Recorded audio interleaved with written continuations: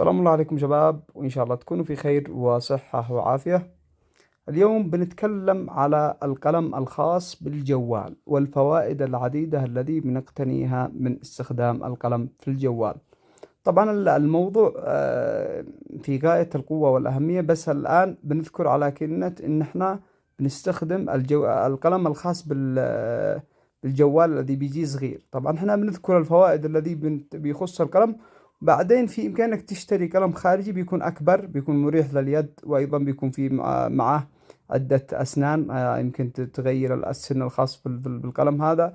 وايضا في قد يدعم بعض الاجهزه ان بتكون في غلافات ومعها فتحه قلم خاصه.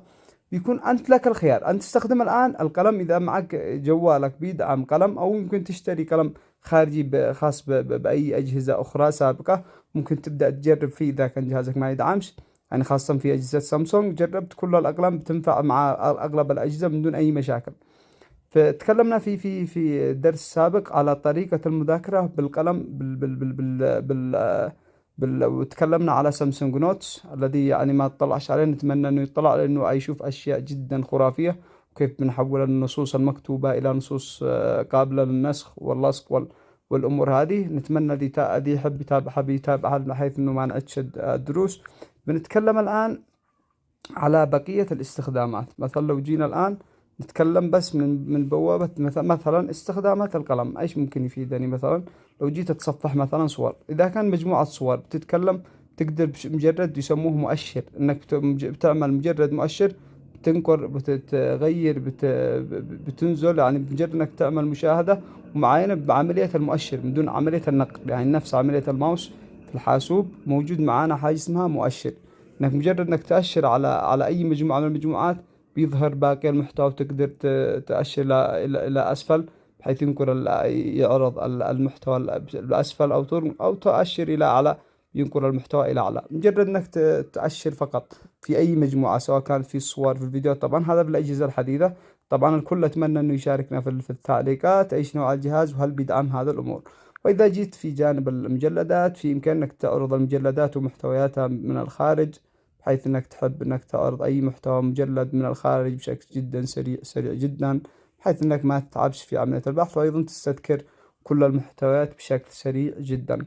طيب كلام جميل. بنجي ايضا الى في معانا، لو نلاحظ في معانا هذه الايقونة الخاصة بالقلم. اول ما تستخدم قلم بتظهر، بننقر عليها نطلع عليها. طبعا انشاء ملاحظات هذه بتكون بتطبيق سامسونج نوتس، مثل ما ذكرنا في حق طريقة المذاكرة، أحدث طريقة مذاكرة. طبعا أتمنى الكل يشاهدها لأنها حاجة جدا خرافية، وبتجي يعني بتغير طريقة تفكير الجميع في المذاكرة. مع بنعيش الدرس فنعتبر أنه الموضوع منتهي، موضوع إنشاء ملاحظات وعرض كل الملاحظات أنه انشرح بالدرس حق الخاص بالمذاكرة. طبعا في معانا التحديد الذكي. ممكن أنك تعمل تحديد ذكي، أنك تحدد أي جانب من جانب الشاشة، تعمل له تحديد، وتقدر أنك تتعامل معاه وتعدل فيه وهذه الأمور. طيب وتنزل الصورة مثلا. في معانا أيضا نجي إذا مثلا تحب إنك تنقر على الزر من حيث يعرض الشاشة، بحيث إنك ما تنقرش على الأيقونة هذه، بتنقر على الزر الجانبي في القلم.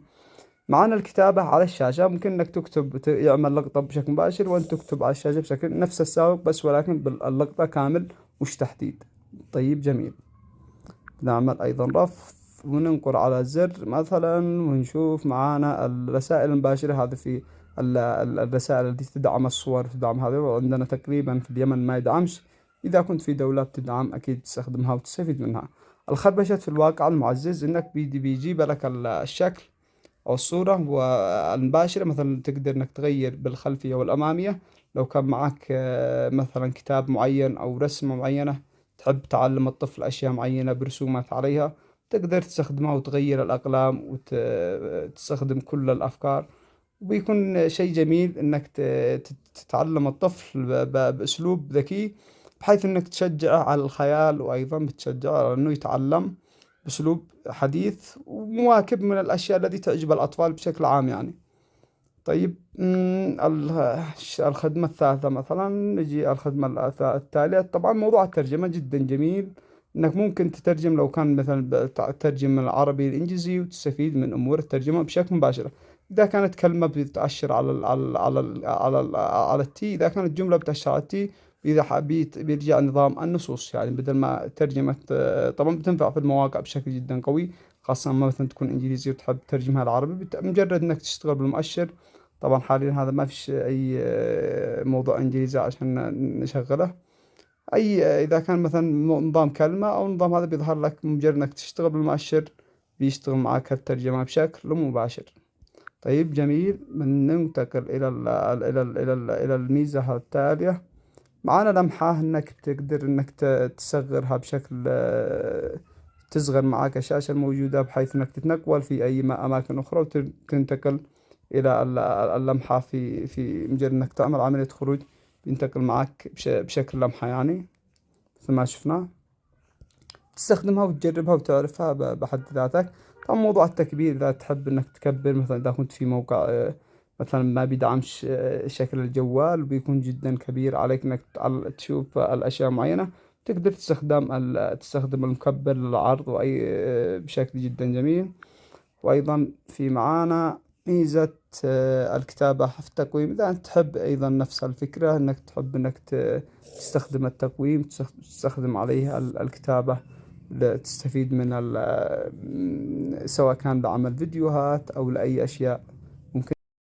ما ننساش إن احنا نذكر الناس الموجودة معانا في القناة وبتتابع الفيديوهات، في معانا أكيد تم استخدام القلم في أشياء جدا خرافية. طبعا الآن النت غير متوفر، فتحنا بنك المواقع بدون إنترنت.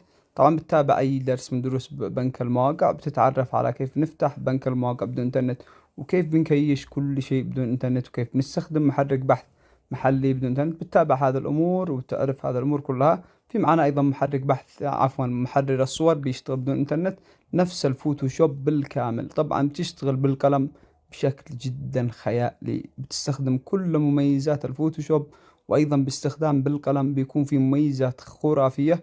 طبعا احنا بنستخدمه لعدة أشياء، التعامل مع الصيغ، مع مثلا ملفات SVC، يعني الملفات عدة ملفات، بيكون محرر الصور جدا قوي معانا فيها، وبنشتغل بأشياء جدا خرافية. طبعا في الخرائط الذهنية بيكون معانا أيضا القلم جدا خرافي وقوي في هذا الجانب.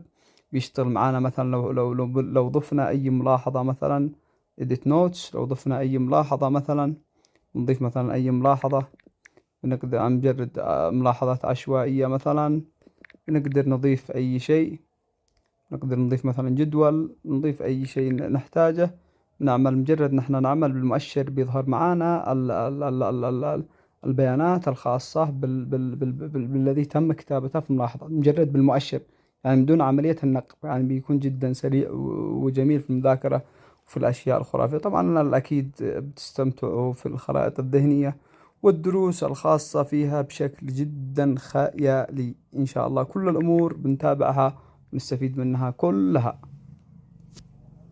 إضافة البعض بقى قد يتوقع إنه في الأجهزة الحديثة في معانا مسجل الشاشة موجود يدعم الجهاز نفسه، فالبعض قد ما يعرفش إنه جهازي موجود فيه مسجل شاشة. أيضا موجود مسجل شاشة بتقدر تستفيد منه. إذا كنت ما تعرف إن جهازك يدعم، تأكد موجود معك مسجل شاشة. إذا موجود فعله بيكون موجود معك، أو تنقر على الزايد تتأكد موجود مشغل شاشة أو لا، وإذا موجود بتضيفه وتستفيد منه بشكل جدا كبير.